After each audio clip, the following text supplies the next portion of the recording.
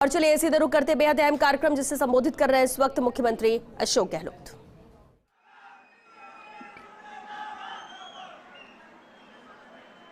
हमारे youth affairs के मंत्री अशोक चांदना जी, युवा बोर्ड के अध्यक्ष सीताराम रामा जी, उपाध्यक्ष पारिक जी, यहाँ उपस्थित ब्रज किशोर शर्मा जी, महादेव सिंह जी खंडेला, कृष्णा पूनिया जी, पवन गुजारा जी, पंकज मेहता जी, सतबीर चौधरी जी, नरेश ठकराल जी सेक्रेटरी, कर्नल जितेंद्र सिंह जी, हेमराज जी शर्मा, सुनील शर्मा जी, रुक्मानंद जी स्वामी, नितेश पुष्करना जी, जितेंद्र नरूका जी, सेक्रेटरी क्रीड़ा परिषद, एनसीसी, नेहरू युवा केंद्र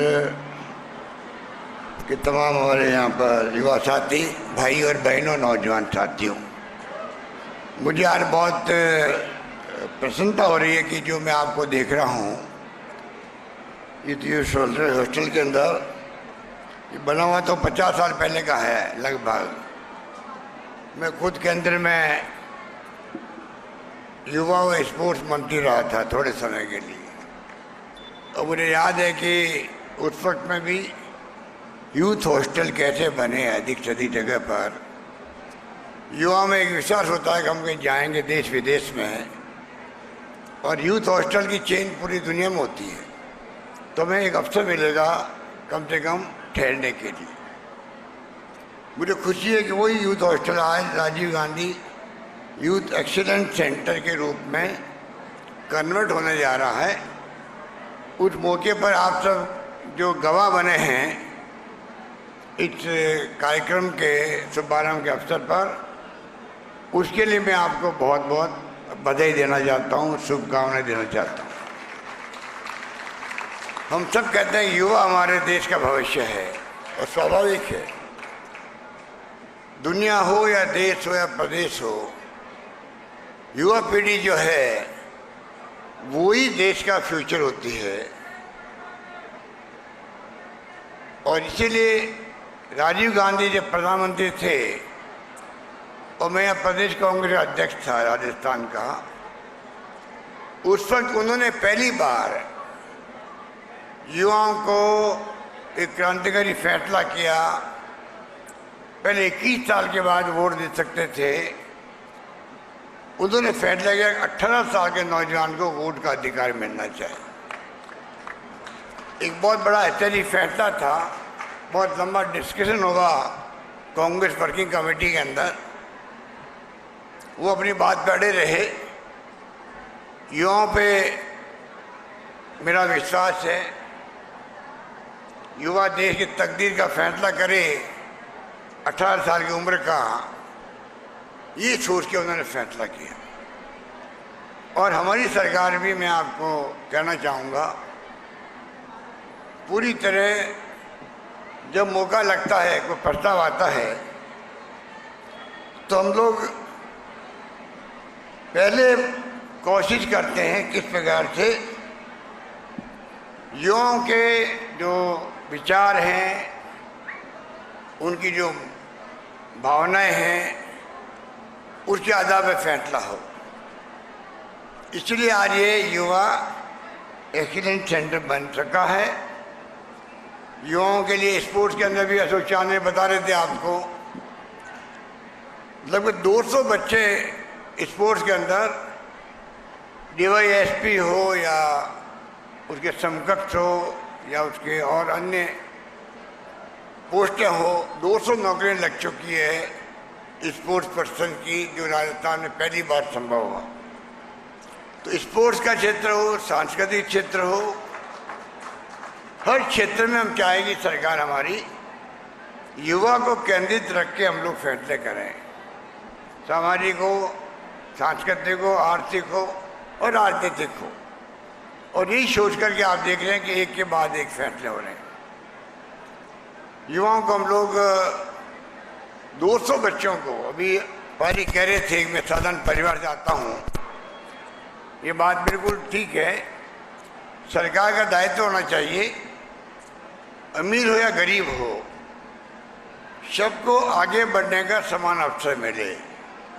सरकार के फैसले ऐसे होने चाहिए जिससे कि उसमें भेदभाव नहीं हो। 200 बच्चे हमारे दुनिया के किसी भी मुल्क में जाएंगे पढ़ने के लिए, पूरा खर्चा स्टेट गवर्नमेंट उठाएगी। ये हमने फैसला कर दिया राजस्थान के अंदर। आप देखते होंगे विज्ञापन, उसका विज्ञापन भी आ गया कल परसों के अंदर। जो विषय लेना चाहें आपके ऊपर है। 200 बच्चे प्रतिभावान विदेश में जाएं, पढ़ के आएँ, पूरा खर्चा सरकार उठाएगी। और तो और करीब 15,000 बच्चों को, अब आप देखिए कोचिंग का ज़माना है। कोई ज़माने में कोचिंग क्लासेस नहीं होती थी, कोई ज़माने में कोचिंग का सिस्टम टीचर्स अपने घरों में पढ़ाते थे, एक्स्ट्रा क्लास लेते थे। जो पढ़ना चाहते थे वो जाते थे बच्चे फीस दे के। पिछले 20-25 साल से कोटा के अंदर जो कोचिंग हब बना है, उसके बाद में कोचिंग का एक रिवाज बन गया है। विभिन्न जिलों में बड़े बड़े कोचिंग सेंटर बन रहे हैं। जयपुर में हाउसिंग बोर्ड बड़ा कोचिंग का हब बनाने जा रहा है, जिससे कि तमाम कोचिंग की क्लासेज वहाँ शिफ्ट हो जाए, जितने भी कोचिंग के इंस्टीट्यूट है वो। पर हमने आपको जान के खुशी होगी, 15,000 बच्चों को राजस्थान में 15,000 बच्चों की फ्री कोचिंग कराने की गारंटी भी सरकार ने ली है। ये मैं निवेदन करना चाहता हूँ।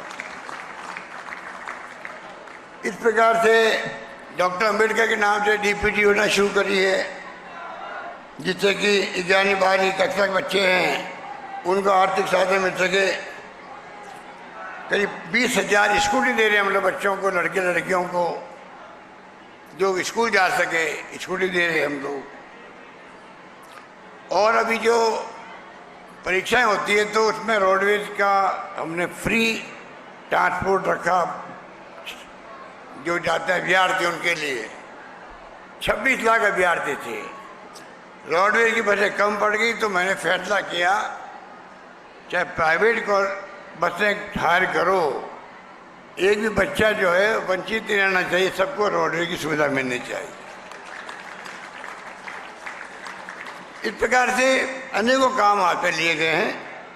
और मैं समझता हूँ कि अभी जो सीताराम लांबा, अशोक चांदना जो कुछ सुझाव दे रहे थे, मैं आपको इस मौके पर कहना चाहूँगा, हम लोग प्रयास करेंगे।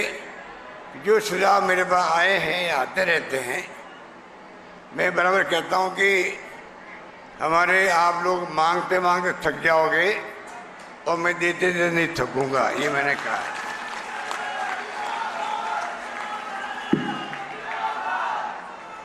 उसी कड़ी में मैं कहना चाहूँगा, अब आप देखिएगा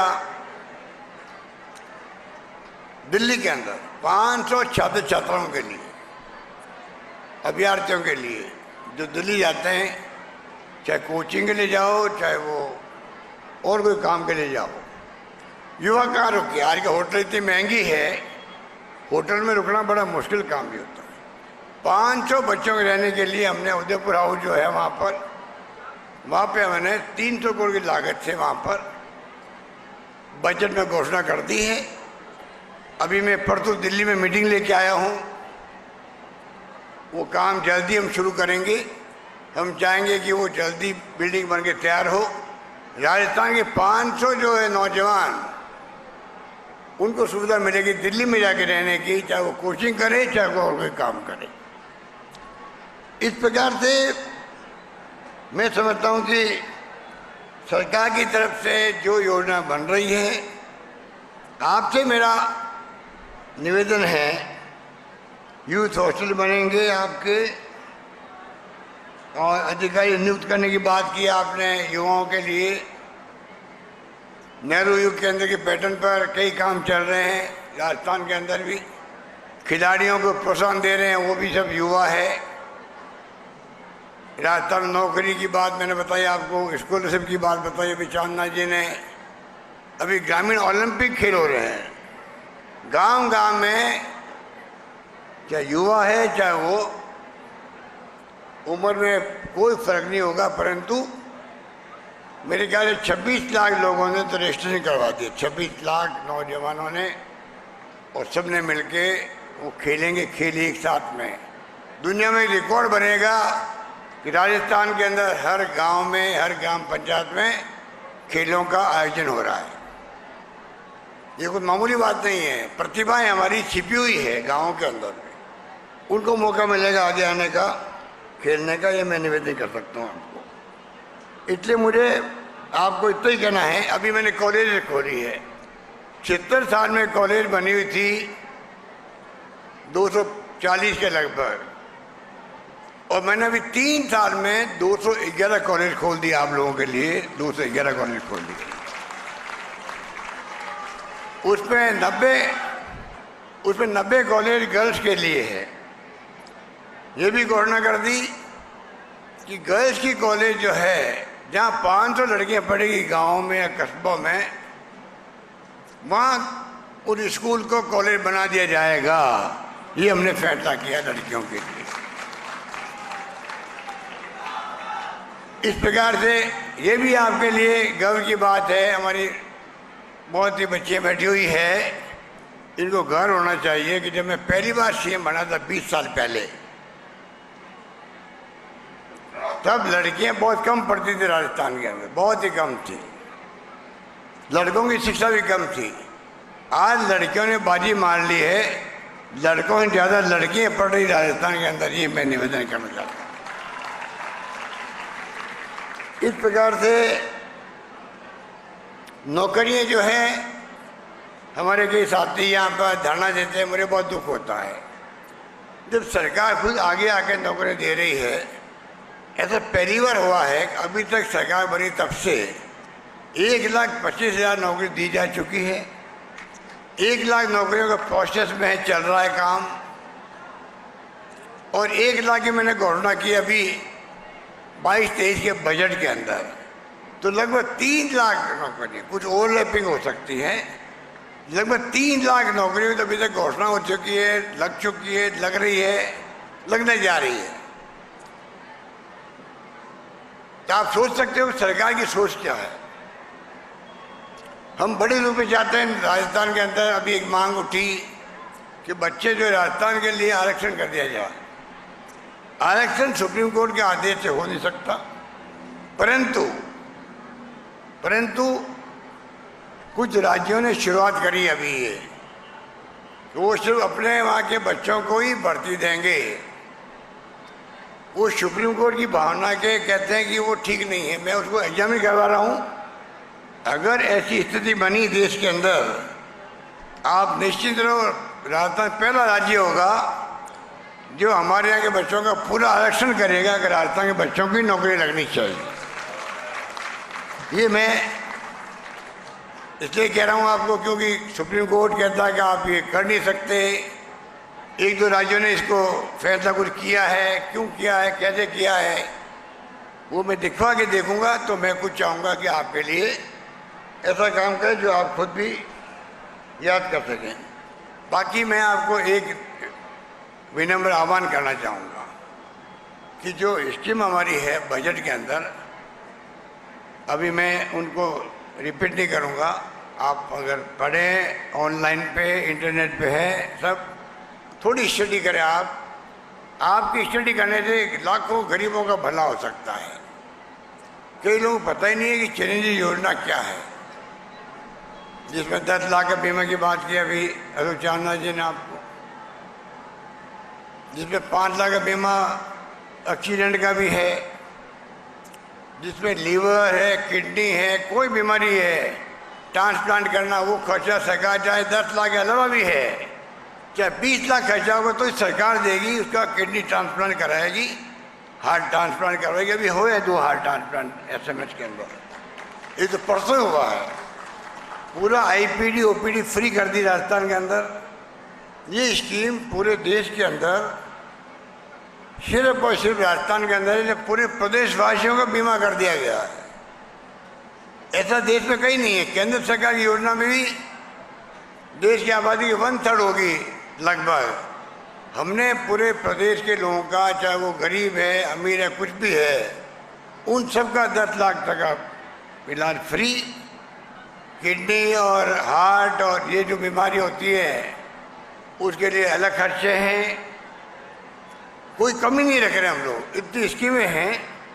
अब आपके ऊपर है कि आप जो गांव से भी आते हैं, शहर में भी रहते हैं, गली में कोने में कच्ची बस्ती में कोई गरीब आदमी अनपढ़ है या उनको ध्यान नहीं है, वो जानकारी के अभाव के अंदर वो फ़ायदा उठा नहीं पाता सरकारी योजनाओं का। उसमें मैं समझता हूँ, मैं युवा पीढ़ी से आह्वान करूँगा, क्योंकि इतनी आप बड़ी संख्या में बैठे हुए हैं, गर्मी लग रही है आपको, पंखा हिला रहे हो आप लोग अपने पुस्तक से, मुझे लग रहा है कि आप कोई एक आदमी उठ नहीं रहा है। इसके मायने हैं कि सीताराम लांबा ने, चांदना ने जो प्रोग्राम किया है यूथ एक्सीलेंट का सेंटर बनाने का, इसमें युवाओं को बेहद खुशी हो रही है। आपका कमिटमेंट है युवाओं के साथ में, इसलिए मैं आपको बधाई देता हूँ। और एक बात मेरे दिमाग में अभी अभी आई है, बैठे बैठे आप लोगों को, आपके उत्साह को देखते हुए, कि क्यों नहीं मैं कोशिश करूं। अभी चांदना जी, लांबा जी कह रहे थे पूरे प्रदेश में जाके हम संवाद कर रहे हैं नौजवानों से। अगर आप संवाद करोगे, समाज से जो बातें निकल के आएगी, सुझाव आएंगे आपके, देश के किसी भी राज्य में युवाओं के लिए स्कीमें बनी हुई है, युवाओं के लिए, नौजवानों के लिए, उसकी आप अलग स्टडी कर लें। पूरे देश के किसी भी राज्य में जो स्कीम बनी हुई है उसको स्टडी कर लीजिए, प्रदेश के युवाओं में संवाद करें आप, उसमें आपको क्या फीडबैक मिलता है। अगर आप उन्हें कॉन्क्रीट सुझाव देंगे तो इस बार हमने किसानों के लिए अलग बजट पेश किया है। तो अलग बजट तो पेश करने की मैं बात नहीं करता हूँ, पर युवा केंद्रित बजट पेश करने का मैं प्रयास करूँगा राजस्थान के अंदर, ये मैं कह रहा हूँ, जिसमें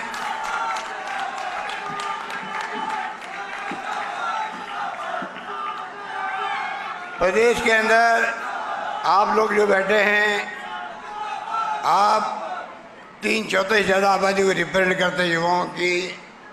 मैं समझता हूँ कि उनकी जो मर्म है, उनके दिल के अंदर भावना है, सुझाव है, आप सुझाव भेज सकते हैं मेरे पास में, आप अपने साथियों को दे सकते हैं, सुझाव लिख करके भेज सकते हैं।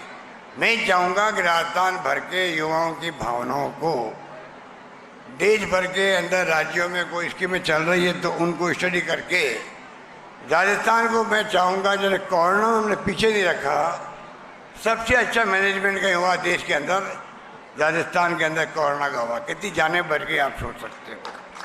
हमने पूरा इलाज फ्री किया, कोई कमी नहीं रखी, हर क्षेत्र में राजस्थान आगे बढ़े। और राजस्थान में IIT, IIM, IIIT, AIIMS, law यूनिवर्सिटियाँ, मेडिकल यूनिवर्सिटी आपकी 33 में से 30 जिले बन रही है, 30 जिले बन रही है, हर जगह एक बन रही मेडिकल कॉलेज। तो राजस्थान वो उन्हीं जो कोई जमाने का राजस्थान था, जहाँ सुखे पड़ते थे खाली। अब राजस्थान शिक्षा के क्षेत्र में भी, सामाजिक क्षेत्र में भी, पानी के अंदर, बिजली में, शिक्षा में, स्वास्थ्य सेवाओं में, सड़कों में। आज राजस्थान सड़कें पहले बहुत ही हालत खस्ता रहती थी, आज काफ़ी ठीक है राजस्थान, कोई कमी नहीं रख रहे हम लोग। इस रूप में चहुमुखी विकास राजस्थान हो, उसमें आपकी भागीदारी हो। और मुझे खुशी है, देखिए आप अभी अग्निपथ आया, पूरे देश के अंदर अग्निपथ को लेकर अभी बहुत ही आक्रोश है कि 4 साल के बाद युवा क्या करेगा। ना उनको पेंशन है, ना कोई उसको मिलेगा कुछ भी, ना ग्रेच्युटी है, ना पेंशन है। तो 4 साल तो कल निकल जाते हैं। अब एक नया प्रयोग अचानक कर दिया केंद्र सरकार ने। अगर यही प्रयोग अगर पार्लियामेंट में डिस्कशन होता, डिफेंस कमेटी में बातचीत होती, रिटायर्ड जो जनरल कर्नल है, मेजर, बातचीत होती, ज़्यादा अच्छा रहता। अब ये इश्यू बना हुआ है, पता नहीं जो फैसले किया गया क्यों किया गया, अचानक क्यों किया गया है, अचानक फैसला अचानक बढ़ती शुरू कर दी गई है। तो आप सोच सकते हैं कि ये जो स्थिति है उसकी चिंता हम सबको होनी चाहिए। पर इस बात का मुझे संतोष है कि हमारे नौजवानों ने यहाँ पर करीब करीब सब जगह धरना दिया होगा, प्रदर्शन किया होगा, पर शांतिपूर्ण तरीके से किया और यही होना चाहिए।